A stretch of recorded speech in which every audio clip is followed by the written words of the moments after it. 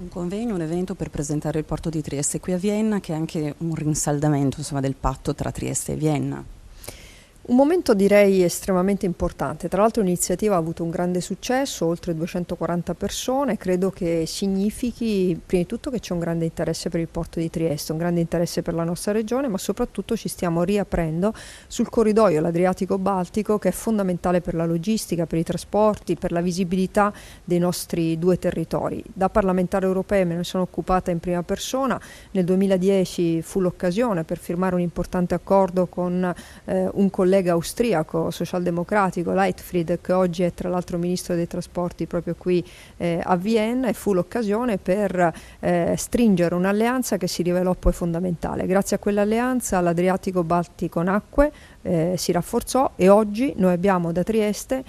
tra pochi giorni lo inaugureremo, partirà il primo treno che collega un porto del sud con un porto del nord, e lo fa proprio sull'Adriatico-Baltico, quindi direi davvero un momento storico importante, ed era giusto consolidare questa nostra presenza con la presentazione del porto. Il grande hub del Friuli Venezia Giulia, e quindi investimenti